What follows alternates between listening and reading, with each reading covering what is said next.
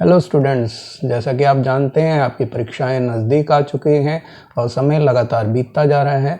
आपको ये लग रहा होगा कि कोविड-19 की वजह से आपकी इस साल तैयारी हो नहीं पा रही है, लेकिन मैंने ये डिसाइड किया है कि मैं आपको पूरी तैयारी करवाऊंगा अपने लेवल पे। और उसके लिए जो है मैंने एक सीरीज़ शुरू किया है, ये श्रृंखला शुरू की है, जिसमें हम जो है प्रतिदिन आपको वीडियो के रूप में कुछ क्वेश्चन जो हैं इसमें देंगे और उनका हल भी करेंगे। तो इसमें 1 नंबर वाले, 3 नंबर वाले और 8 नंबर वाले सभी प्रश्नों को कवर किया जाएगा हर पार्ट के, और आपको पूरा सिलेबस जो है परीक्षाओं से पूर्व कराकर आपका रिवीजन भी करवाया जाएगा और आपको टेस्ट पेपर भी भेजे जाएंगे। तो इस तरह से जो है मैंने ये विचार किया है कि आपको इस वीडियो में जैसे मैं 10 प्रश्न दे रहा हूँ, तो आगामी वीडियो के लिए जो है मैं 10 क्वेश्चन जो अगले वीडियो में दूंगा वो इसको डिस्क्रिप्शन में पहले से ही डाल दूंगा, ताकि आप जो है स्वयं जो है उनके उत्तर जो है एनसीईआरटी पुस्तक की मदद से ढूंढ सके। कि जैसे मैं आज ये वीडियो डाल रहा हूँ तो परसों जो है उन्हीं प्रश्नों को जो डिस्क्रिप्शन में दिए गए हैं उनको अगले वीडियो में हल करके दिखाऊंगा और उससे अगले वीडियो वाले प्रश्नों को डिस्क्रिप्शन में सेकंड वाले वीडियो में डाल देंगे। तो इस तरह से ये श्रृंखला चलती रहेगी, तो उससे आपको जो है स्वयं भी उत्तर ढूंढने में आसानी होगी और आपकी एक आदत बन जाएगी पढ़ने की। और साथ ही साथ जो है जब मैं अपने अगले वीडियो में उन प्रश्नों के उत्तर दूंगा तो आपको अपने कमियां और गलतियों का भी एहसास होगा और कितने प्रश्न आपने ठीक किए हैं और कहाँ कमियां रह गई हैं इसको आप स्वयं भी जान सकते हैं और इसके लिए अपने अध्यापक साथियों की भी मदद ले सकते हैं। कि पहला क्वेश्चन जो है वो इस प्रकार है कि कौन से 2 शक्तिशाली साम्राज्य थे जिन्होंने यूरोप के अधिकांश हिस्सों पर शासन किया, यानी कि which were the 2 powerful empire that ruled over most of Europe. तो इसका उत्तर है यूरोप के अधिकांश हिस्सों पर शासन करने वाले 2 शक्तिशाली साम्राज्य रोम और ईरान थे, यानी कि the 2 powerful empires that ruled over most of Europe were Rome and Iran. तो आप अगर खाली रोम और ईरान भी लिख देंगे तो भी आपको पूरे अंक इसके लिए मिल जाएंगे।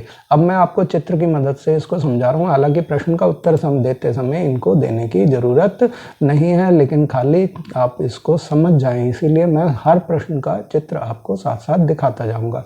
तो यहाँ ये देखिए, ये आपका रोमन साम्राज्य का नक्शा है, ये ऊपर यूरोप है, इधर एशिया है और ये अफ्रीका है। तो ये तीनों महाद्वीपों में फैला हुआ साम्राज्य था। तो यूरोप के अधिकांश हिस्सों पर जैसा कि आप देख रहे हैं इन्होंने रोमन साम्राज्य ने शासन किया। और ये पर्शियन या ईरानी साम्राज्य है। तो इस ईरानी साम्राज्य में भी ये देख रहे हैं कि आप ये एशिया के अधिकांश हिस्सों पर, साथ ही साथ ये यूरोप के हिस्सों पर और यहाँ अफ्रीका पर इसका शासन रहा है। तो आप इन दोनों चित्रों की मदद से समझ गए होंगे कि इस प्रश्न का उत्तर है रोम और दूसरा है ईरान। अगला क्वेश्चन है क्वेश्चन नंबर 2, कौन सा समुद्र यूरोप और अफ्रीका महाद्वीपों को अलग करता है, यानी कि which sea separated the continents of Europe and Africa. तो इसका जो उत्तर है वो है भूमध्य सागर। तो भूमध्य सागर जो है यूरोप और अफ्रीका महाद्वीपों को अलग करता है, यानी कि Mediterranean sea separated the continents of Europe and Africa. ये चित्र की मदद से इसको समझते हैं। ये देखिए, ये जो है रोमन साम्राज्य का चित्र है जो कि यहाँ यूरोप, एशिया और अफ्रीका में है, और इसके बीच में यहाँ देखिए ये लिखा हुआ है मेडिटेरियन सी, यानी कि भूमध्य सागर। तो ये भूमध्य सागर जो है इस यूरोप को और अफ्रीका को अलग कर रहा है। तो इस तरह से इन दोनों महाद्वीपों को अलग करने का काम कौन कर रहा है? भूमध्य सागर, यानी कि मेडिटेरियन सी। अगले क्वेश्चन पे चलते हैं। क्वेश्चन नंबर 3 है कि किन नदियों ने उत्तर की ओर से रोमन साम्राज्य की सीमाएं बनाई, यानी कि which rivers made boundaries of Roman empire from the north side. तो इसका जो उत्तर है वो होगा रोमन साम्राज्य की सीमाएं 2 महान नदियों राइन और डैन्यूब से घिरी हुई थी, यानी कि the boundaries of Roman empire were surrounded by 2 great rivers the Rhine and the Danube. तो ये वो 2 नदियां हैं राइन और डैन्यूब जिन्होंने उत्तरी सीमाएं साम्राज्य की बनाई थी। आइए चित्र में इनको देखते हैं। तो ये जो है आपको यूरोप का चित्र दिखाया गया है। तो ये जो नीले रंग से ये दिखा रखी है ये राइन नदी है, और ये वाली नदी जो है ये डैन्यूब नदी है जो कि काला सागर यानी कि ब्लैक सी में जाके गिरती है। तो इन दोनों नदियों ने रोमन साम्राज्य की उत्तरी सीमा का यानी कि नॉर्दर्न बाउंड्री का निर्माण किया था। क्वेश्चन नंबर 4 है रोमन साम्राज्य में तीसरी शताब्दी का एक और क्या नाम था, यानी कि what is the another name of the third century in the Roman empire. तो तीसरी शताब्दी में रोमन साम्राज्य को किस नाम से पुकारा जाता था, आपको ये बताना है। तो इसका उत्तर है रोमन साम्राज्य को तीसरी शताब्दी में आरंभिक साम्राज्य भी कहा जाता था, यानी कि the third century of the Roman empire was also called the early empire. तो ये अर्ली एम्पायर यानी कि प्रारंभिक साम्राज्य कहलाता था। तो ये आप इन चित्रों में देख रहे हैं रोमन साम्राज्य के जो आपको अवशेष दिखाए गए हैं, तो इनकी बिल्डिंगें आपको दिखा रही हैं इनकी भव्यता के बारे में। क्वेश्चन नंबर 5 है रोमन सभ्यता के आरंभिक साम्राज्य में प्रशासनिक उद्देश्यों के लिए किन भाषाओं का उपयोग किया जाता था, यानी कि which languages were used to administrative purpose in the early empire of Roman civilization. तो इसका जो उत्तर है वो है कि प्रशासन के उद्देश्य के लिए लैटिन और ग्रीक यानी कि यूनानी जो है वो सबसे व्यापक रूप से इस्तेमाल की जाने वाली भाषाएं थी, यानी कि for the purpose of administration Latin and Greek were the most widely used language. तो आप खाली लैटिन और ग्रीक या लैटिन और यूनानी भी इसके आंसर में लिख सकते हैं। और लैटिन को जो है लातिनी भी बोलते हैं, तो आप लातिनी भी इसको लिख सकते हैं। अब आइए इसके जो है थोड़ा सा इनसे परिचित हो लेते हैं। तो यहाँ जो है हमने दिखाया है ये एक अल्फ़ाबेट है जो कि लैटिन भाषा का है, जो कि इंग्लिश की जननी रही है। और ये जो है अल्फ़ाबेट ये है हमारा ग्रीक भाषा का। तो ग्रीक भाषा के अल्फ़ाबेट और यहाँ लैटिन भाषा के अल्फ़ाबेट आपको दिखाए गए हैं। आइए क्वेश्चन नंबर 6 को करें। रोम के आरंभिक साम्राज्य के पूर्व और पश्चिम में उच्च वर्गों में कौन सी भाषाएं बोली जाती थी, यानी कि which languages were spoken in upper classes in east and west of the early Roman empire. तो यहाँ जो है आपको अपर क्लास का मतलब है उच्च वर्ग या धनी वर्ग या संभ्रांत वर्ग जो है उनमें कौन सी भाषाएं बोली जाती थी। तो पूर्व के ऊपरी वर्ग में जो पूर्व का भाग था उसमें ग्रीक यानी कि यूनानी भाषा, और पश्चिम में जो है पश्चिमी भाग जो है उसमें लैटिन या लातिनी भाषा बोली जाती थी। The upper classes of east spoke and wrote in Greek, those the west in Latin.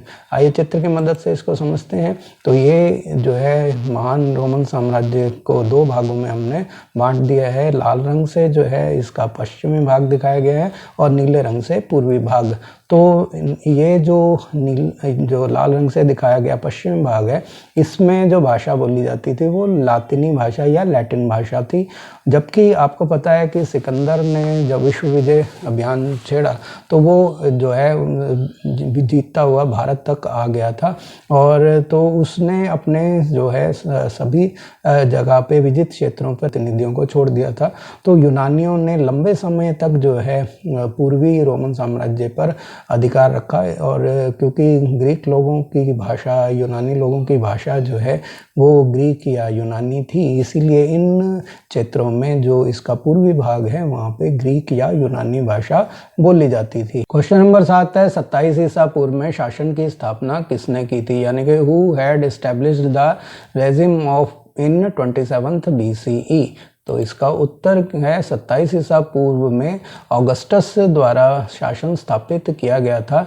वे 27 ईसा पूर्व में पहले सम्राट बने, यानी कि the regime was established by Augustus in 27 BCE। He was the first emperor. आइए अब ऑगस्टस से थोड़ा परिचित हो जाते हैं। तो ये चित्र में ऑगस्टस द्वारा जो जारी किए गए सिक्के दिखाए गए हैं, और इसका शासनकाल जो है 27 ईसा पूर्व से लेके 14 ईसा बाद तक का है। और ये जो है महान ऑगस्टस सम्राट के चित्र आपको दिखाए गए हैं। और आपकी जानकारी के लिए ये भी बता दें कि अंग्रेजी कैलेंडर का अगस्त महीना जो है वो इसी ऑगस्टस के नाम पर रखा गया था। अब अगला क्वेश्चन है क्वेश्चन नंबर 8। क्वेश्चन नंबर 8 है रोमन इतिहास किन भाषाओं में लिखा गया था, यानी कि in which languages was Roman history written. तो इसका उत्तर है कि रोमन इतिहास का अधिकांश हिस्सा ग्रीक और लैटिन भाषाओं में एक सीनेटर पृष्ठभूमि के लोगों द्वारा लिखा गया था। यानी कि जो सीनेटर होते थे, जो सीनेट के प्रतिनिधि होते थे, वही पढ़े लिखे होते थे और उन्होंने ही ग्रीक या लैटिन भाषाओं में रोम का इतिहास लिखा है। तो most of the Roman history was written in Greek and Latin language by people who a senatorial background. तो यहाँ देखिए आपको कुछ ग्रंथ दिखाए गए हैं जो कि ग्रीक और लैटिन भाषाओं में लिखे गए हैं। क्वेश्चन नंबर 9 है, रोमन साम्राज्य में सम्राट के व्यवहार को जांचने के लिए क्या व्यवस्था थी? What was the system to जज the behaviour of emperor in the Roman empire? तो इसका उत्तर है कि सम्राटों को इस बात से आंका जाता था कि वे सीनेट के प्रति कैसा व्यवहार करते हैं। यानी कि सीनेट के प्रति जो व्यवहार है उससे जांच की जाती थी कि सम्राट जो है किस प्रकार के हैं। The emperor were judged by how they behaved towards the senate. तो ये जो है उनका सीनेट के प्रति व्यवहार ही बताता था कि वो सम्राट किस प्रकार का है, उस जनता में कैसा लोकप्रिय है या उसकी महानता कितनी है। तो यहाँ आप सीनेट के कुछ चित्र देख सकते हैं। तो कि सीनेट जो होती थी वो समाज के संभ्रांत व्यक्ति और धनी व्यक्तियों की एक सभा होती थी। तो वही जो है शासन का पहले संभाला करती थी जब साम्राज्य नहीं बना था। लेकिन सम्राट बनने के बाद भी सीनेट का प्रभाव जो है वो काफ़ी बना रहा। तो इसीलिए सम्राट और सीनेट का जो आपसी संबंध होते थे उन्हीं से पता लगता था कि सम्राट कितना महान और शासन कुशल है। इस वीडियो का लास्ट क्वेश्चन है क्वेश्चन नंबर 10, रोमनों ने अपनी सेना संरचना कैसी बनाई थी? यानी कि how the Romans had formed there army structure. तो रोमनों के पास एक सशुल्क पेशेवर सेना थी जहां सैनिकों को न्यूनतम 25 साल की सेवा में रहना पड़ता था। यानी कि the Romans had a paid professional army where soldiers had to put in a minimum of 25 years of service। यहाँ चित्र में आप रोमन सेना का एक झलकी देख सकते हैं। तो कि रोमन सेना की पोशाक वगैरह और उनका संगठन आपको दिखाई दे रहा है और ये देखिए ये जो है उनका ड्रेसअप है।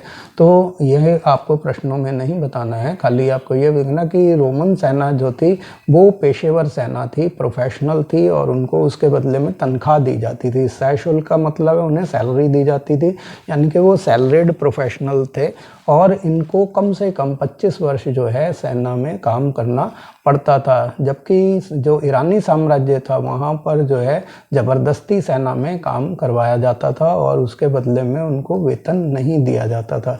तो इस तरह से रोमन्स का जो सैन्य संगठन है वो अधिक पेशेवर था। इसी के साथ ही ये वीडियो समाप्त हुआ। आपने इसे देखने के लिए जो अपना कीमती समय दिया उसके लिए धन्यवाद। अगर आप मेरे चैनल पे नए हैं और इस श्रृंखला में जुड़े रहना चाहते हैं तो मेरे चैनल को सब्सक्राइब कर लें और लाइक का बटन जरूर दबाएं और कमेंट में बताएं कि आपको ये सीरीज कैसी लगी और आप इसमें क्या इम्प्रूवमेंट चाहते हैं। आपको एक बार फिर से याद दिला दूं कि डिस्क्रिप्शन में जो 10 सवाल दिए गए हैं उनको आपको स्वयं उत्तर खोजने हैं। परसों जो है जो मैं वीडियो दूंगा उसमें उनके उत्तर दूंगा और अगले वाले वीडियो के लिए जो है आपको प्रश्न भी उसी के डिस्क्रिप्शन में मिल जाएंगे। धन्यवाद।